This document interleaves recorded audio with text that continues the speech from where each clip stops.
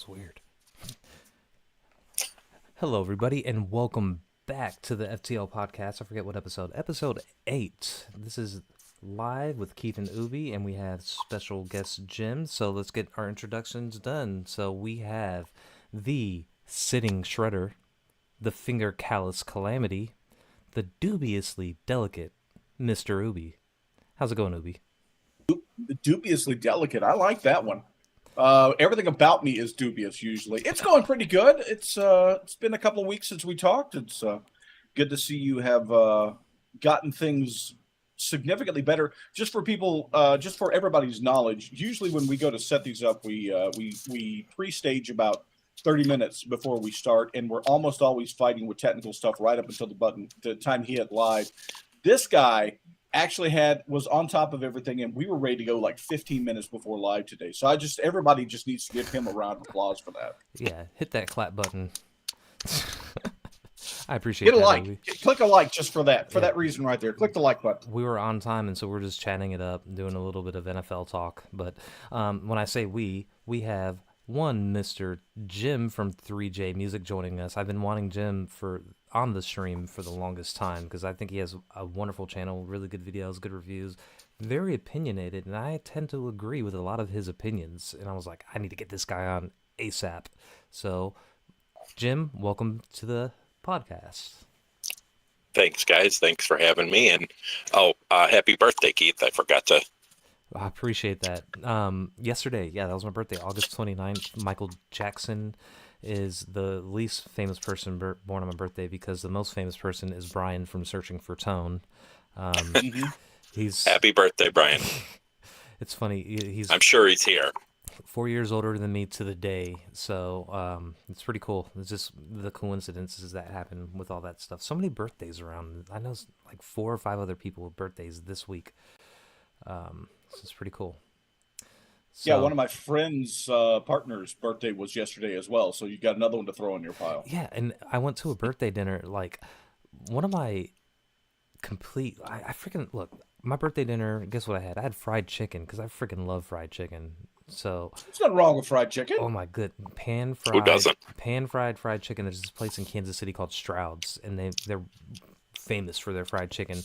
I make better fried chicken personally, but I was like, okay, we're gonna go out there to eat because it's fried chicken. I love fried chicken. It's family style. They do the skillet, cast iron skillet and all that stuff, and best chicken noodle soup and all that. But they were celebrating another birthday, an older guy, in the same little area, August 29th. I'm like, damn, that's pretty cool.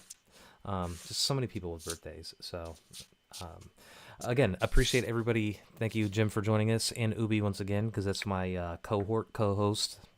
I mean, Ubie wouldn't be able to do this without you, because I wouldn't be able to learn how to start OBS. I've almost got you taught, so I'm almost at the point where I've taught myself out of a co-host gig. Well, so. No, the thing is, I'm always going to find something to go wrong to keep you around. I'm like, Ubie, the USB cable needs to be plugged in. What is the USB, Ubie? What is that? I don't know. I mean, job security. All right. Job security is exactly what I was thinking. Job security. That's AKA Snug said Stroud's is good, but we are a Go Chicken Go family. Okay, so Go Chicken Go is a place in the Kansas side. I've ate there, I think, once before. Yeah, it's good. Fried chicken's good. It's more of a fast food type of place from what I remember. Stroud's is more of a sit down type of place, but if they made more Go Chicken Goes, I'd eat there because I'm done with KFC's gross, Popeyes gross. Used to be good. I don't know. I just learned how to do it. Cane's is all right if they've got them down there. Cane's, they have Cane's up here. If you want chicken strips, it's pretty good. This is the For the Love of Chicken podcast. So, I mean, if we're talking, there's a place down in Dallas called Babe's Chicken Dinner House, which is awesome. So. I need to try all. Man, I just love fried chicken. Gus's. There's a place here called Gus. Okay, we're gonna go on and on about chicken. Before we hopped on the stream, we were actually talking about guitars and our love of guitars. So let's keep the focus on guitars for now, at least, because Jim just put out a video that I wanted to discuss, kind of like as a main topic. He had 5. What were they? 5 positive things, or how do you want to frame it? Positive or not bad things? 'Cause it kind of mean 2 different things. No, it was positive things that came from YouTube guitar. Right. I don't want to say that it was a throwaway video. It was just kind of something, trying to keep on somewhat of a schedule. But, there is a lot of negativity that gets thrown around about guitar players on YouTube all the time. Nobody looks at the positives. You're right. Yet when we're looking for something, how to fix something or some sort of a demo on something to buy, I mean, that's the first place we go, right? Right, and you mentioned that. That was your first point, how to work on a guitar. You mentioned that you were scared that adjusting the truss rod, it's just going to splinter your guitar neck, and you're just scared to do things like that. And this kind of helped you get over that by watching videos? Well, I'm also really fortunate that one of my closest friends is a very talented guitar tech, and he does it all. He was the guy who worked on all the gear at the local music store here. So guitars, amps, all of it. So, I would just bring my guitars to him and he would kind of mess around with them. And, because who has time to do setups and stuff, right? Right. But even, for years. But then when COVID happened, I really started to get more into working on them. And of course, YouTube, Yeah, same thing here. I mean, like I know you just use that truss rod thing as an extreme example because you even said it in there. Is like that's just an exaggeration. But look, sure. Everybody that gets a guitar that has a truss rod, because they do make guitars without truss rods, but beginners, it's a very daunting thing to stick an Allen key. You got to make sure it fits in there perfectly, which is the beauty of these videos. It's like if you don't want to strip that whatever it's called, the socket. But everybody is kind of scared of. You could over tighten it. What's going to happen? This and that, and then watching a little video. I've seen shorts about it. It helps, right? I mean, on our Discord. Chris C.D. Nelson was like, okay, so what if the truss rod is on the bottom side versus the top side? Does that reverse the way you twist the Allen key to tighten and loosen it? Things like that, Mm-hmm. I had to look that up all the time, and I had to look it up on YouTube. I mean, you feel the same? Are you comfortable with that, Ubie, as far as like... I mean, I just want to get your opinion on that as a whole, that first point. Being exposed to all the tutorials, not just truss rods, but that YouTube tutorials. Yeah, absolutely. I mean, I was the first time I did set up on any guitar was I was adjusted the action on that acoustic that's sitting behind me, and that requires sanding down the bridge a bit. And I was terrified of it, but I went through a bunch of stuff on YouTube and screwed it up. I sanded it too low, and I'm like, all right, well, now what do I do? Oh, okay, cut a shim out and put it in there. Hey, look, everything's working fine now. But you still have that fear of, man, if I screw something up, I'm going to really screw something up. Then you watch the videos, and you're like, yeah, okay, I can screw it up, but it's fixable, which is a totally different mindset. Bridges and nuts, you can't put material back. So, but you could replace it. Yeah. So, I mean, and that's always the biggest fear for me and myself when it comes to taking anything where we're doing anything where you're taking material off. You can't put it back unless you replace it. But I don't know. The big thing is it does give you a confidence to do things like that. But I find, me personally, I look at everything on YouTube before, whether it's I found a bunch of guitar picks in my dryer because I had to learn how to repair a dryer because I didn't want to spend money on that because that's something I should be able to do. And it's like I didn't mess it up, but it seems like most of the things that I look up and try to figure out on YouTube, they just make it look too easy, and I end up screwing things up even worse. Something that looks like it takes 5 minutes to do, it's going to turn into an all-day event with bigger things. Maybe not with guitars. You were able to do the wiring on the on your pickup, and of all people, I learned how to do that by watching Dylan Talks Tone video on how to do that. And I know that he's got a lot of fans in our community here. Excuse me. So that helped me out a lot. I wouldn't have been able to do it. He makes great pickups. Yeah, he was just like perfect marketing for him too. It was like, I'm going to teach you how to install these pickups yourself so that way you can buy them and feel comfortable instead of having to spend extra money. I mean, that's a good business model there. for sure. But yeah, I agree with you there. But moving on to your second point, you said focus on the instrument and setups was one of your things because it forces you once you get past that first hurdle of okay, I could adjust the truss rod, I could adjust action, I may be able to sand down a nut or a bridge. Then that makes you more aware of the instrument itself and how to maintain it and make it better to play for you, which I never put that together. Like I found myself doing that more and looking at my guitars with more of a critic's eye and how I could make it better. I never thought about that until you brought that up, Jim. You want to expand on that? Or am I hitting it? I mean, there was a time, in the '90s when I started, if you got something and the action was too high or whatever, you would think, "Oh, this is junk. Throw it away. Get another one." But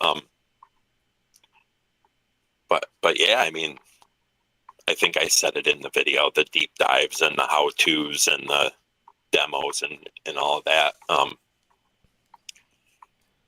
I mean, yeah, it's just made it easier for us to have a reference other than a book or something to do that. Yeah, a book. Who reads? What is a book? Well, I mean, some sort of book or something with half-assed illustrations or. You got to watch out. Who needs a book? Those are fighting words for Brandy. So. I didn't say who needs a book. I said what is a book. What is a book? This in kind of the same way that it's like work. What is work? Who works? All we do is play guitar.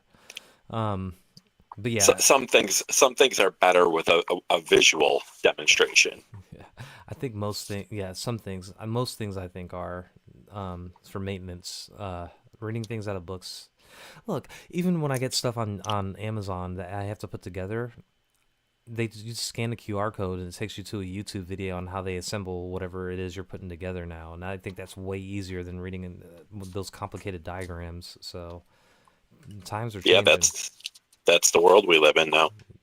Yeah, and it applies to guitars too. I mean, anything that you want, absolutely, may want to do. You want to learn. Brian's learning how to fabric top a guitar by watching Charles, right? So I never even heard of fabric top guitars until I saw that. So talk about instrument awareness because of YouTube. That. There you go. Yeah, I think I saw the guys at Texas Toast do that first. But yeah, if it hadn't been for that, I wouldn't have heard of it until then either. And I still haven't watched that video. I've been away all week, so I've barely turned on YouTube at all. Yeah, it's been crazy. I need to catch up a lot of stuff too. Oh yeah, so like I want to run through the last few here because I do want to talk about the hot topic, the hot debate here. But you said there's new kinds of guitar heroes. In the past that we had like your Hendrixes, Jimmy Pages, 2 Yards' favorite, David Gilmour, was that his name? Ubie. I can't say the name because he's 2 Yards has said he's going to put a hit out on me if I say the name again. So. Oh, I thought his favorite guitarist was Gilmour. I said, I can't say that name because 2 Yards will put a hit out on me. Okay. So. Okay. Well, guitar heroes like David Gilmour and Jimmy Page, Eric Clapton, and all that stuff. It's different now, right? You got people that are known just for being on YouTube and guitar. This one kind of got me. Like, what you said, influencers are the new heroes for a lot of people. Is that what did you mean by all that? Well, I mean, just think about it this way: Rick Beato has a signature Gibson guitar. You're right. I didn't know that actually. And not that he's not deserving, but he's got 5 million subscribers. That's insane.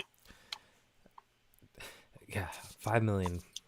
I mean, who else? Pete Thorne. Yeah.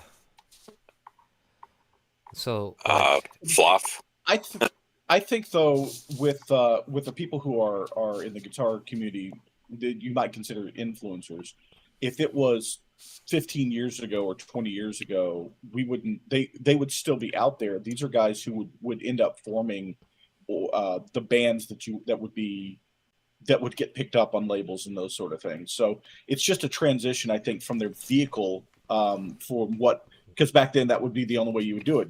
If you were a great guitar player, you would then get out there and you would have to go out and play, and that's how we would end up knowing them. But nowadays it's so much easier for somebody to get their skills and their knowledge and their personality out without having to go that traditional, get into a band, play dive bars, get exposed, finally get a record deal, get on MTV, get spins on the radio and that sort of stuff. Well, Pete Thorne for sure. He's playing with Satriani and Vi right now, but Rick Beato's been a producer for decades. I mean, he had bands earlier, but he's been a producer and now a YouTuber and has a signature Gibson. Yeah. I mean, there's another YouTuber. I think his name is Sean Daniels.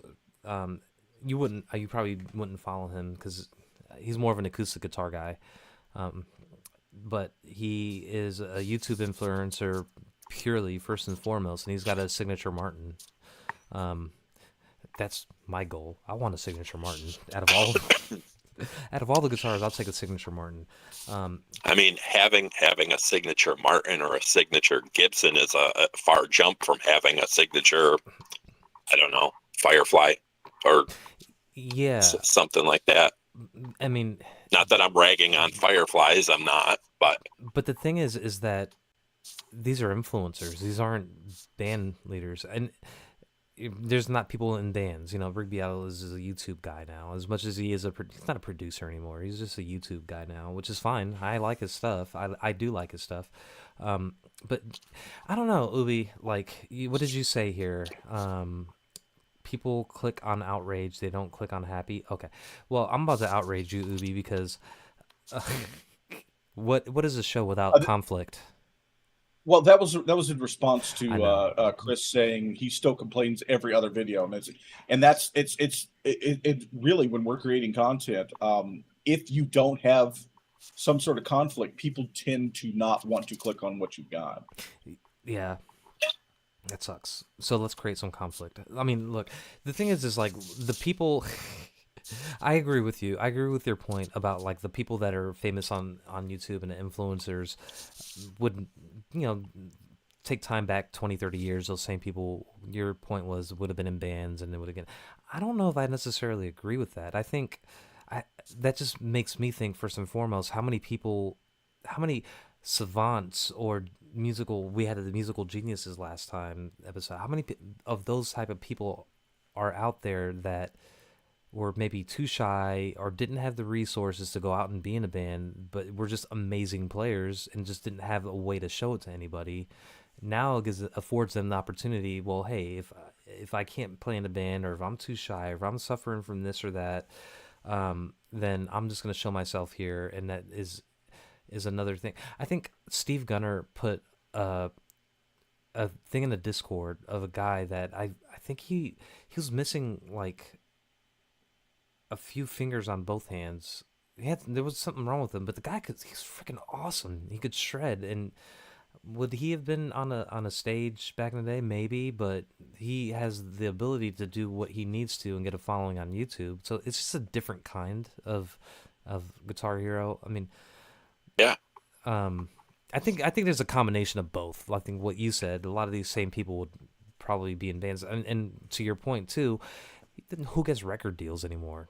Nobody. Exactly. Which is a whole other video, really. The changing of the whole state of the music business.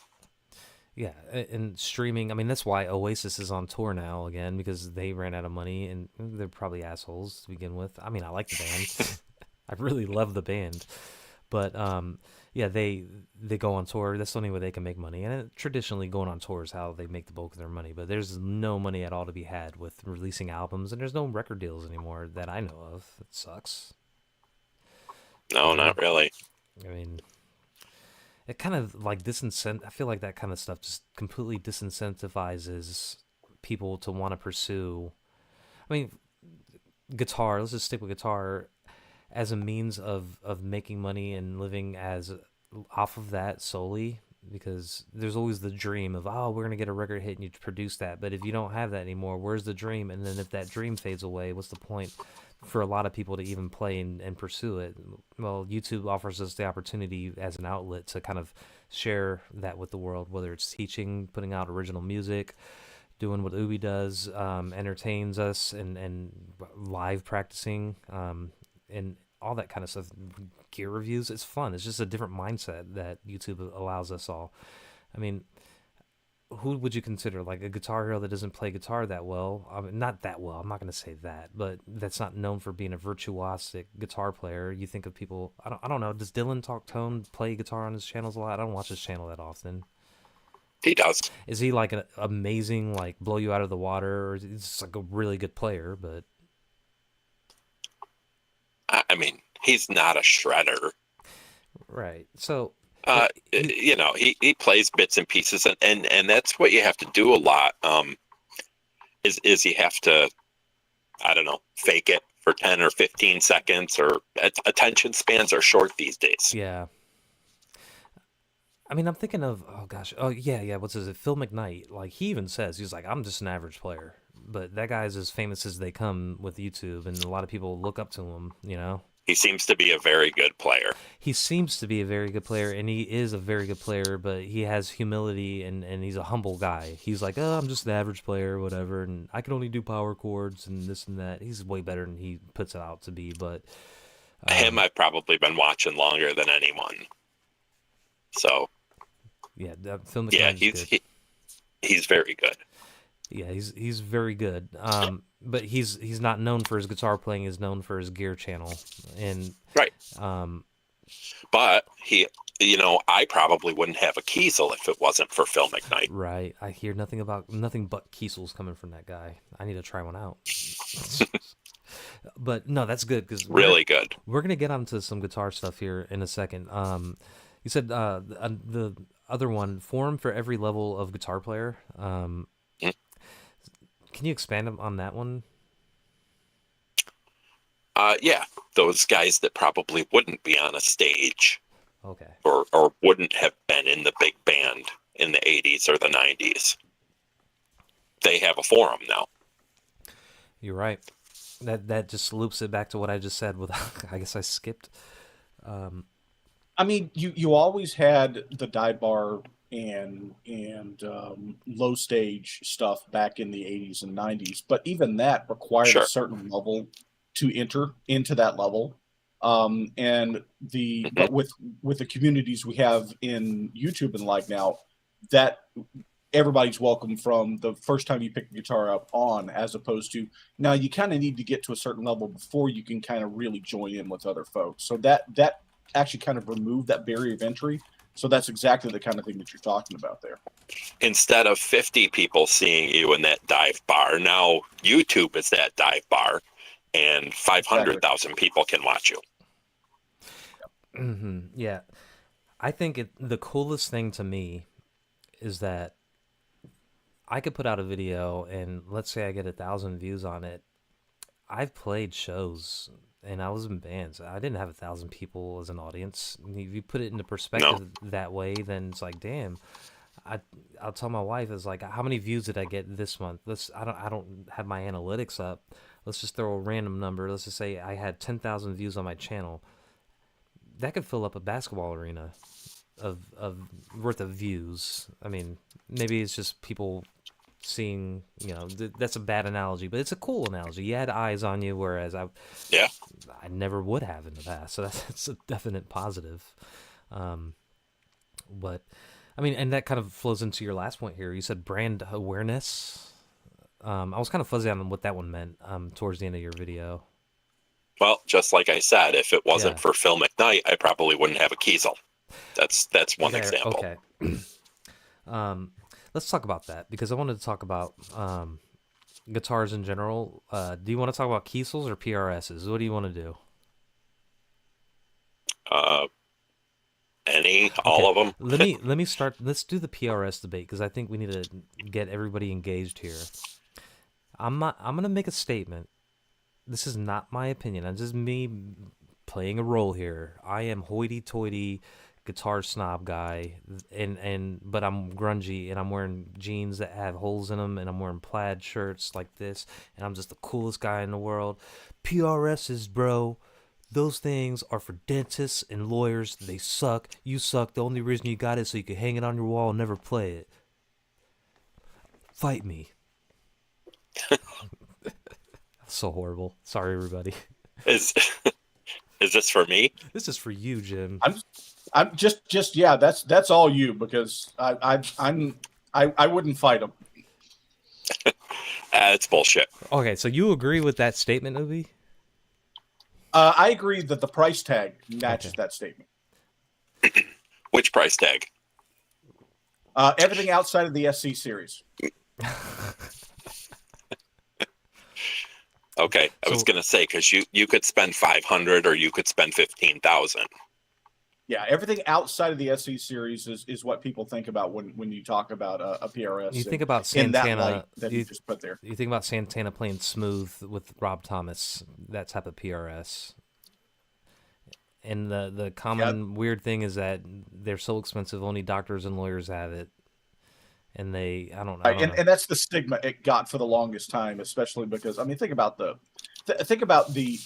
Dragon series, just for example. It's just the exclusivity of those. And for what? It's generally for some cosmetics more than anything else. Mm-hmm. I mean, you don't Yeah. like those birds? Oh, I love them, but they're not worth 5 figures. I mean, You can get the birds on a $500 PRS. So Right. Yeah. And they introduced the SE series specifically to try to get away from that. But that's the whole that's kind of the whole spiel, especially for the longest amount of time. It was kind of a luxury guitar a guitar brand version of the luxury car is the way I looked at it. yeah, probably up until 2000 when they introduced the SEs. I mean, Paul was building them by hand, I think, before that, from 1985 till 2000. I think with I mean, the guys at Texas Toast focus a lot on this too. If you watch their videos, their channel, see them hand making the stuff. Yeah, a certain amount of it is about the amount of hands-on. Some of it's about the paying for the brand. We definitely do that. Mm-hmm. I mean, if you want a PRS shaped object, you can get one from IYV for $200. I got one from Fretnot. My diamond is like a PRS clone. It's good. Or you could get a PRS for 500, or you can get one for 15,000. It depends on what you want. But let's talk about the If guitar. you want, I mean, you are a fan of PRS. I mean, I've never had the luxury. I say luxury. I shouldn't have said that, but it plays right in. I never had the opportunity to pick up or play a PRS before, but I think the thing with them is like what you said, Jim, was that Paul Reed, was it Smith? He hand built them because he was just intent on making the perfect guitar, and that's what he spent his adulthood doing. Pursuing that. That was in the beginning. And it has a price tag because they're boutique. They were boutique from the beginning, and I think they were with the SEs or whatever. They're trying to get away 100% from those boutique. But I think the thing is like they're that expensive for a reason. I mean, I never played one. Is it just butter? Is it smooth? I mean, how is it? Does it justify the price? Yes. Okay. Well, justify the price is, what it's worth is what you're willing to pay for it. Gotcha. But I've had a $500 SE and a $5,000 core. I didn't pay $5,000 for it, but there's a definite difference. There should be. Is it that much of a difference to justify the price? I don't know. That's up to you. That's a personal thing. Well, that's one of the things I think in guitars that people don't realize, that the guitar build quality is one of those areas that the law of diminishing returns start to happen. I mean, you got the difference between a $200 and a $500 guitar is a pretty big jump, because you're looking at physical component differences and those sort of things. Once you start moving up from 500 to 1,000 to 1,500 to 2,000 to $3,000 to $5,000, you start getting changes of, as you said, how many hands were on the guitar, the fit and finish, the quality, branding comes into effect, and those sort of things that don't necessarily affect massively the difference in tone. So you go from big jumps in how the quality of the way a guitar plays to smaller and smaller and smaller and smaller jumps, but the price keeps ballooning even more and more. And that actually really lands into, especially in the upper ends, that's where you really get into that whole it's worth what you think it's worth to pay for, because you start getting into areas that are not you go from subjective to objective, or objective to subjective things of this is better, this is worse type thing. I don't know. In my opinion here, I think there's holes that you could fall into. I think there's a budget guitar world where people are in love with budget guitars because of the price, and in my personal opinion, this is a hot take. I think people tend to try to justify a cheap guitar's purchase and say does the same thing as this $10,000 guitar, without having played that $10,000 guitar, or just trying to play tricks on themselves to be like, this is just as good. It's like, personally, I don't know. I haven't played a $10,000 guitar, and I'm not going to make proclamations myself to say that my $1,100 Martin is any better or worse than a D45 without putting my hands on one of those. But for the longest time, I thought my acoustic guitar, my Dean acoustic guitar that was $300, was the best thing I had ever. And I was like, I don't need another acoustic guitar in my life. Then I played my Martin, and I was like, I didn't know what I was missing. There's a big difference in the feel. Yeah. And you have to ask yourself, why are you buying it? Are you, and if you're a gigging musician or whatever, you want to buy something that is hopefully going to be stable and do the job, and maybe you'll spend $500. If you're a hobbyist, or you just want something nicer, you might pay for something nicer, and that price depends on what you're comfortable spending. A couple of years ago, I was on a cruise, and there was a little club in the ship, and it was like a rock and roll club, and we went to watch a band there. And of course, you go watch a live band, and we all look at the gear. What's on the pedal board? Absolutely. Yep. So the guy had a couple of Harley Bentons, a Fender Blues Junior, and a pedal board full of Boss pedals. Mm-hmm. And that made total sense to me. I mean, Boss pedals aren't breaking the bank. They've been the industry standard for a long time, but they're not super expensive. Blues Junior, that's a very good amp, not very expensive. The Harley Bentons must have been solid. I've never actually played a Harley Benton, but they must have been solid. But it also makes sense. I mean, he's out in the middle of the ocean, salt water, Mm-hmm. all that stuff. Why would you bring a $2,000 or $3,000 PRS or Gibson out there? I wouldn't. Mm-hmm. I mean, equipment gets damaged, stolen, messed up. Sure. When you're touring. Why would you want to tour with something that you would probably want to keep insurance on? That's my thought. Yeah, definitely. So, why not have these the budget guitars as long as they're solid? You could have a Les Paul shaped object. For $500 instead of $2,500 or whatever they are now. I don't even know. 3,000, 2,500. I'm not sure. But yeah, as long as it's solid and stable, why wouldn't you have that? Especially if you're putting it at risk. Yeah, I agree with that. I mean, the most expensive guitar I had is not really that expensive in the grand scheme of things. I mean, pretty much just free because I use Brian's credit card, but I got to get that number from you. yeah, we'll have to do that offline.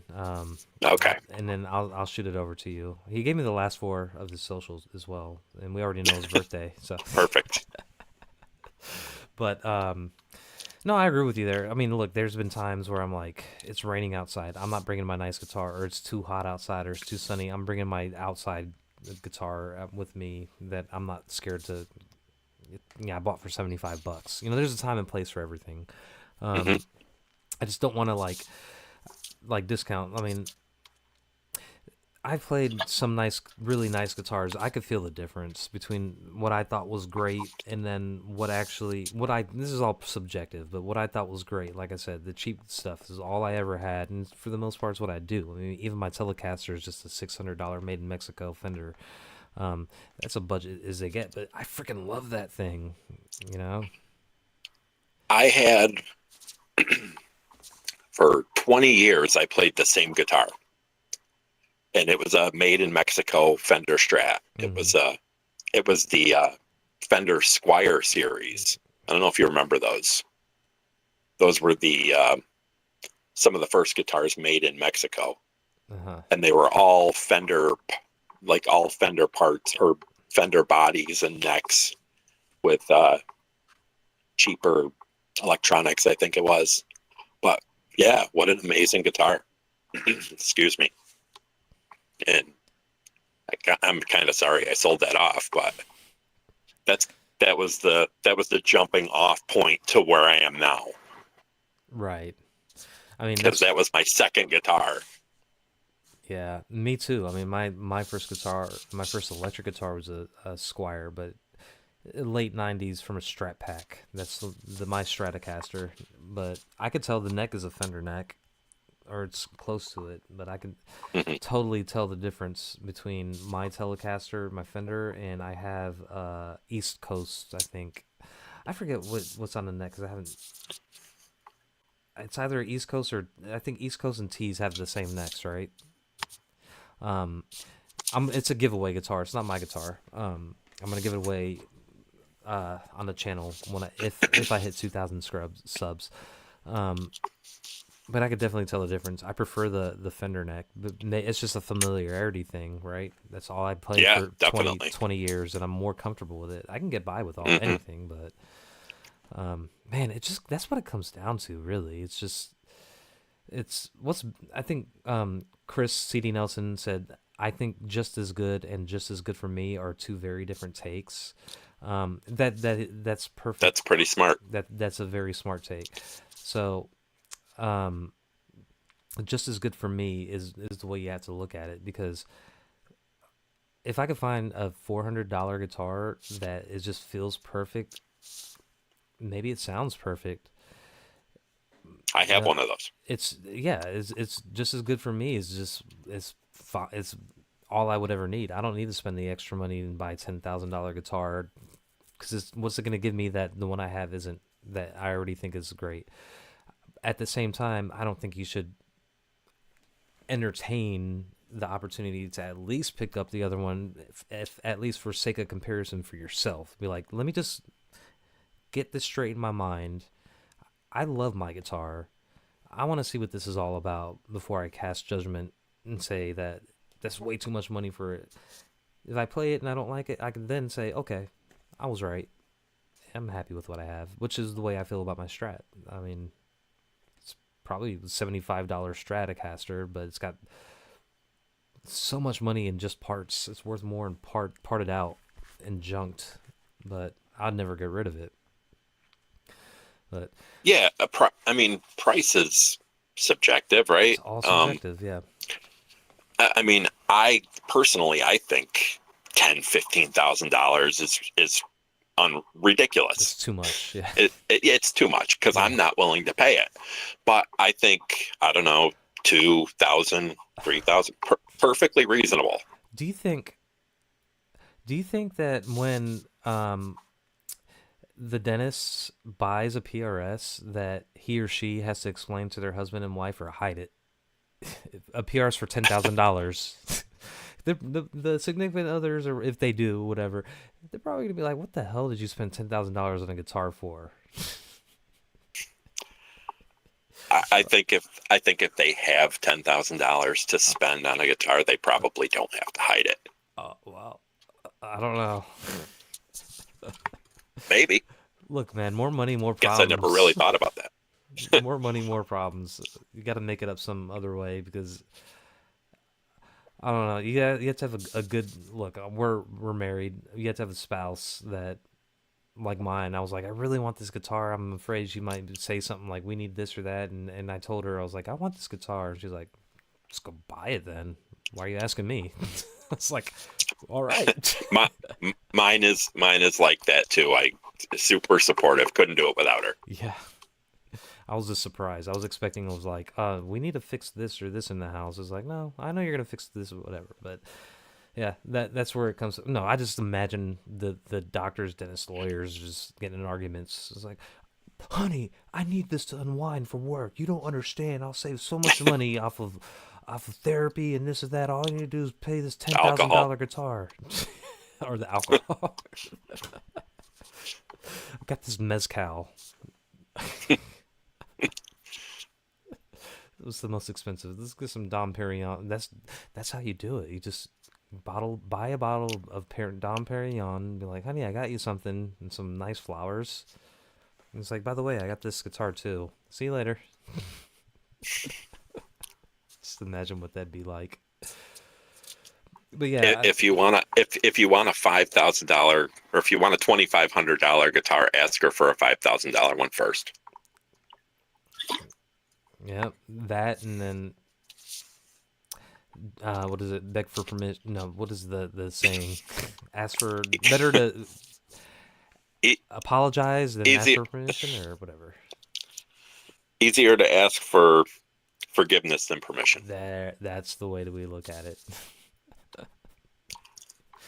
But no, that's a good point. Look, I need to get my hands on a PRS. I mean, I know that PRS has that whole John Mayer Strat thing. What is it called? A Blue Sky? Is that what they're called? Silver Sky. Silver Sky. Have you ever had your hands on one of those? Not one of those. No. I mean, somehow no. I don't know what do those run? 2,500. But the SEs are what, $7, $8.99, something like that. So there's an SE version of that Strat. Yes. Okay. I mean, look, those.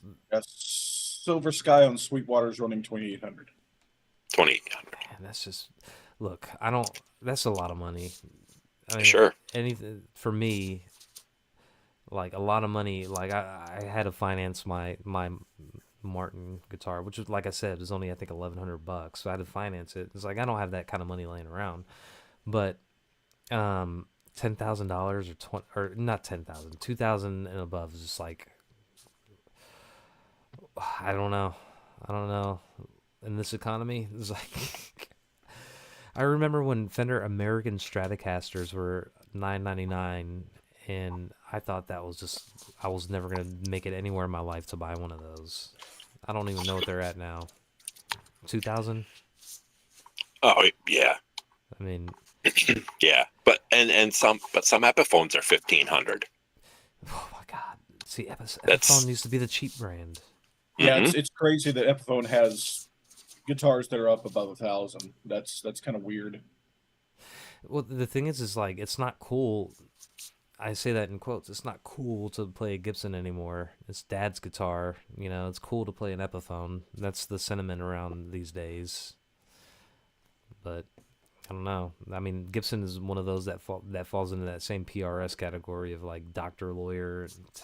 For a lot of people, I mean, that's the way people look at it. I went to the Gibson garage in Nashville last year.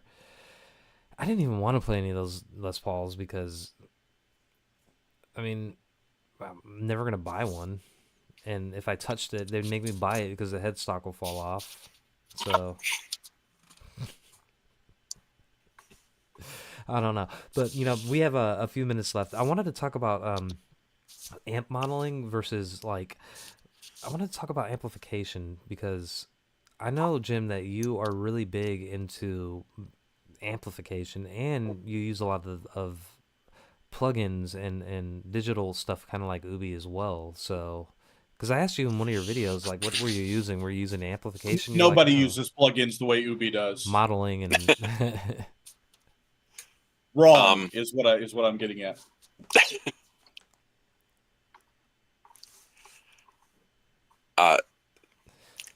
That friend that I told you about earlier, who's the guitar tech and the amp tech and whatever, he always had a saying that as long as there's a tube somewhere in the mix, everything's all right. So I don't always agree with that, but I do like my amps. And I kind of like the marriage between the analog and the digital, and something like the Friedman IRX, which is something that I use probably more often than anything right now. The tube preamp with the digital back end and the impulse responses and things like that. I'm slowly moving. I'm old, but I'm slowly moving into the more modern idea. But I do like to have some tubes around. that's very interesting. Like, I never would have thought like adding a tube into the mix into a rig. I mean, you said Friedman. What is that? The amp, right? The amp head. It's the little preamp pedal. It's a preamp pedal, and yeah. that preamp pedal has a tube in it. 2 tubes. Okay. It's actually a high voltage preamp, and you would either run to like the effects return of your amp or a power amp or something like that, or you would run it straight into your interface, and it has the built-in impulse responses. So that's usually what you hear when I'm doing guitar stuff in my videos. Educate me. What is a impulse response? So you need to come on Tuesday. You need to be actually there on my Tuesday night streams where we actually talk about this. But go ahead, Jim. I can't be in every stream, Ubie. It's basically a cab sim, but whenever you would hear cab sim in the past, it would be associated with a horrible sound. They're a lot better, just like anything else. So it's kind of like a snapshot. Exactly. Yeah, they take a recording of the actual cab itself with certain microphone positions, the whole 9 yards, like you were running a full analog system. They run a specific sound pattern through it and capture the waveform that it creates. And then they can apply that to your outputs to make it sound exactly like that cab with that mic positioning and those sort of things. Much better explanation. I think a lot of the stuff on your streams, when I do make it, flies over my head because I just don't understand. So you say impulse response, I'm like, okay. Ubie's saying words that I don't know. I said, what they've done is they took an actual honest to goodness, like a Mesa Boogie 4x12. And then they put a Shure here and a dynamic here at this offset. Basically what a technician would do for setting up your sound for like an honest to goodness analog sound. They play a specific sound input through that, and then they record that the way that comes out of it, the actual digital wave that comes from that. And they can use that to apply it to any other sound to make it sound like it went through that cab. Yeah. It's not 100% perfect because you lose nuances like air pressure, room. But they're really close. They're incredibly close. So it's way better than what we used to have, which was numerically it should do this. So mathematically, if you give it this signal, it should come out that. And they were really sterile. It's a lot less sterile. It's a lot more living and breathing than it used to be. And these aren't samples, so yeah, I don't know. That's technology. I don't know how they do that. I mean, like you said, they take the sound wave, whatever waves, and try to. It's above my pay grade. Yeah, I don't understand. But hey, I mean, I barely understand the science behind it, but that's what it does. Yeah. So what you're doing in a lot of your videos, Jim, is you're running through that Friedman and then Yes. directly into an interface, except when you're doing your like amp head stuff, you know, or are you running the amp head directly through to your interface? It depends. It depends on what I'm doing. Is this in the shot? Yeah, I could see it. It is. Okay, this has that's a typical standard traditional amp head, but it also has the same thing built in as the Friedman IRX, where it has the selector with like 8 impulse responses, 8 different ones, so 8 different cabinets basically that you could use. So you could run that the same way into the interface. Man, I mean that's But you could also use it in a regular cabinet. And when I do regular cabinet stuff, I got the typical, SM57, the sound everyone's used to. yeah, and I'm interested in that because whenever I look, I am opposite of Ubie in as much as how we go about playing and recording ourselves because I do everything analog. I mean, except for the interface and all that. I'm sorry, it's just I just can't do the plugin stuff, and the reason is because to me it's just easier to just turn on my amp and then I have the way I sound. I don't have to go through I any agree. extra things. I just plop it on, I'm playing, and I don't have to set up with anything on the computer. But there's benefits to what Ubi does because I mean, listen to what he's doing. Look what you're doing as well. So there's no right or wrong way.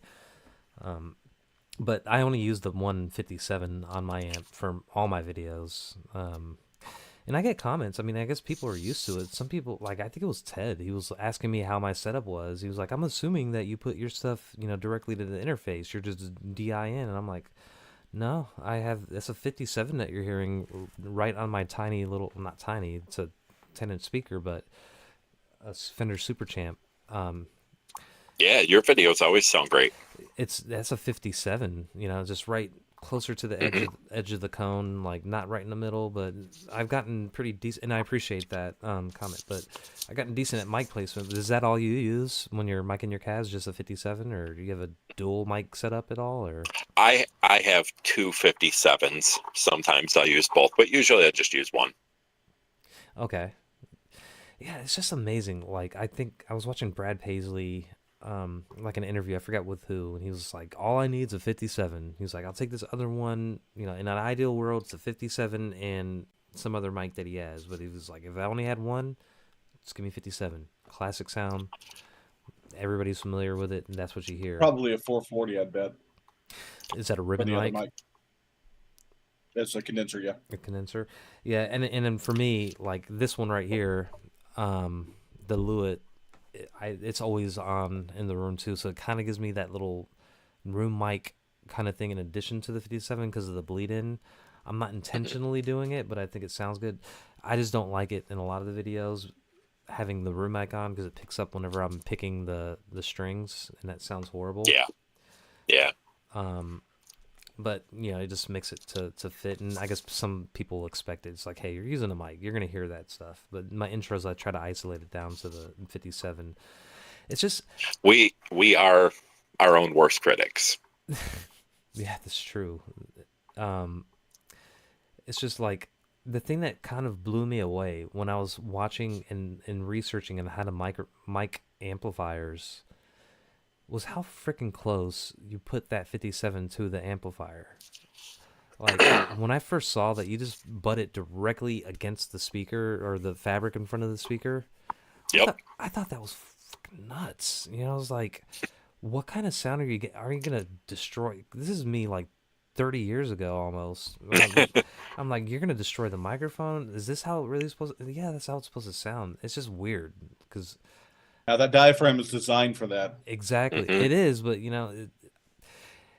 listening, if you put your ear directly to the amp and you play that at those volume levels, I mean, it does. Basically, what I'm getting out of the amp through my 57 does not sound like what I'm getting out of the room with my ears. But that's just the sound that people are used to hearing is that 57, which sounds digital. That's why Ted made that comment. Is like assuming that I did DI.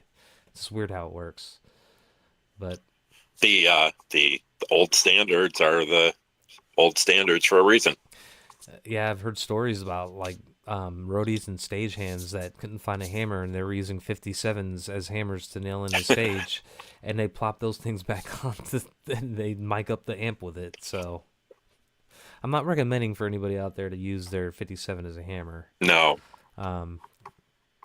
Because I really don't want to give that story too much credence. I believe they were probably using it as a hammer and it probably worked, but I don't think that microphone worked after that.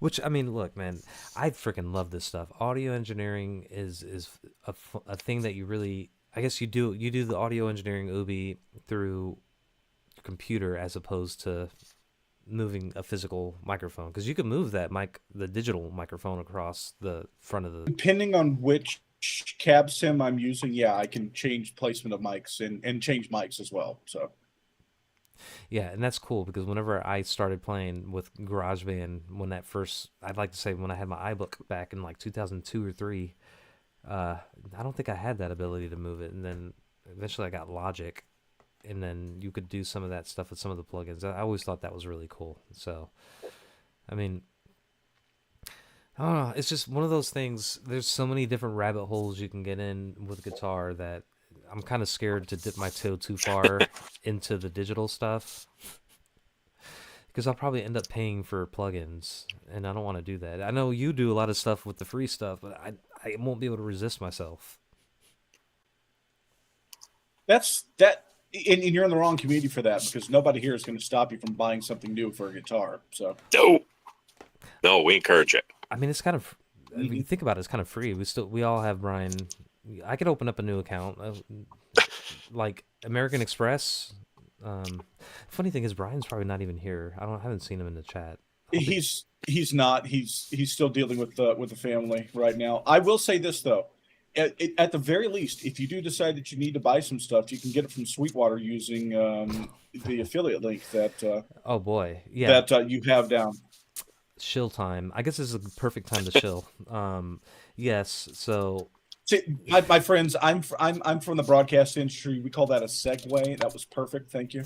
So, yes, if you are interested in spending your money with Brian's credit card, I'm pretty sure he would like you to click his affiliate link on Zounds. So do that first. But if you don't find it on Zounds, do it here on Sweetwater by clicking my affiliate link. In all seriousness, Brian is the OG. Check him out. Check out Zounds. Do your purchases there, and if you can't find it, then hop on over to me. Whoever you think has the best legs, maybe we could do it that way. Figure out which one of those affiliate links. Maybe I'll wear shorts in my next video. But yeah, in all seriousness, I want to go ahead and just go ahead and ask for Jim, if you want to go ahead and share what you got coming up here in the future for the channel and immediate future. If you have any videos coming out, what's in the works? God, I should do a 5 reasons why I'm the worst YouTuber ever. I don't have anything. I've been on vacation. That's a good excuse. So you got to be. What you're saying, Jim, is that you have a bunch of playlists people need to go back and watch and see all the stuff that you've done previously, so that will be ready when you move up forward with new content. Plenty of original music. Go put those on while you're working on your guitar. That's a good idea. I mean, hop on over to Jim's channel and subscribe to him. I think, you're up to like 800 or something around there, a little above that. 8 something, yeah. So hopefully, I'm gonna put out a couple posts out there to get you bumped up, because I really do think you have some good content out there. I try to catch your stuff when it pops up in premieres when I can. It's just sometimes it's kind of weird times, Jim. I'm like, oh, it's Tuesday morning at like 9:45 or something. I don't know. I usually try and do Wednesday morning, sometimes Friday morning. Oh man, I'm just giving you shit, man. But my work schedule is so stupid that I try and do it when I'm home. Yeah, I understand, man. But again, I mean, that's the reason that I wanted to have you on because, like, I really do enjoy your videos. I'm not just blowing smoke up your ass. I get a lot of, Thank you. they're good. It's good content because the way you present stuff in your demos with the pedals and all that, and going back and forth, it just everything from front to back, I do enjoy. So I appreciate you putting those out there. So everybody, Appreciate that. yeah, man, dude, glad that you hopped on. So anybody out there, just please subscribe to Jim if you already haven't. Now's your opportunity. I want to get him bumped up as well. So outside of that, Ubie, what do you got coming on here, Mister? What was your nickname? I have them all written down here. I don't know. Dubiously You've got them. dubiously delicate Ubie. The Dubiously delicate. That's me. the sitting shredder and the finger callus calamity. Mm. I according to my watch, I have another stream coming up here in about 7 seconds. Okay. No, standard stuff. Monday night, we expanded to 2 hours on the Monday night one. That's 8 p.m. Central. Tuesday night Tech Talk, we kick off before Ted's stream at 7 p.m. I do not know what Tuesday night's topic is going to be yet. Probably going to be delays, digital delay and analog delay in plug-in format, most likely. But if something else pops up, we'll change it. Wednesday and Friday streams are my normal noon streams. Next Saturday will be the Embrace This Up podcast. I have 3 people that potentially could be on it, and none of them have gotten back to me 100% that they're going to be there. So I don't know who's going to be on, but I will have somebody on that podcast. Do it. I might be free, so I'm looking forward to that Tech Talk. Hopefully, I can make it. I'm not going to prolong things here. I know you have to go for another stream. I just want to say, everybody, thank you for joining us. And Ubie, if you need a drop, you go ahead and drop. Start your other stream. Oh, that was a joke. That was a joke. I don't have another stream coming up. Brandy does. She has a premiere coming up at 2:00 Central. Okay, I was just trying to rush things. Okay, so Brandy. No. That was a joke. That you see my watch here, right? I do that all the time to people, and you got me. All right, you got me. This is so embarrassing. All right, well, everybody, this is a plug for Brandy. There's Brian. Brian finally made it. Oh shit, he's here. We gotta. We did not steal your credit card information, Brian. Happy birthday. Hide the credit card. Happy birthday, Brian. The most famous birthday man. So before I kind of do my shill here, Brian, if you want to leave in the comment section here, oh gosh, what was I gonna ask? Oh yeah, do you like fried chicken, Brian? That's what I'm gonna ask. If you do like fried chicken, give me a thumbs up, because that's what I had. It was the fried chicken. Yeah, it was the fried chicken show. So yeah, we talked about fried chicken. We didn't talk about your credit cards or anything like that. So but anyway, I have a premiere coming up here tomorrow on For the Love of Guitars. So we're going to be talking about,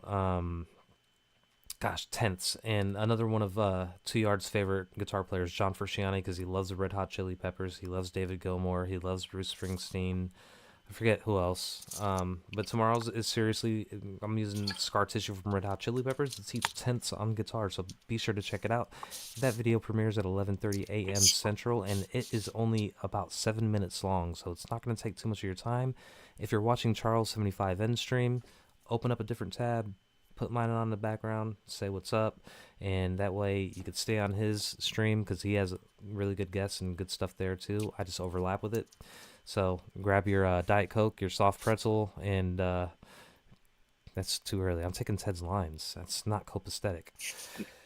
But outside of that, I really don't have much else. So again, I appreciate you joining us, Jim. I appreciate you as always, Ubie. Thank you for joining me. Coming up next at 2 p.m. Central, Brandy's has a stream. 2 p.m. Central, Brandy has a premiere coming up. A premiere. Everybody be sure to hop on and support Brandy. She has some really good stuff. So I appreciate everybody's time, and thanks again. Thanks for having me. This was a lot of fun. No problem. See you guys later. Bye.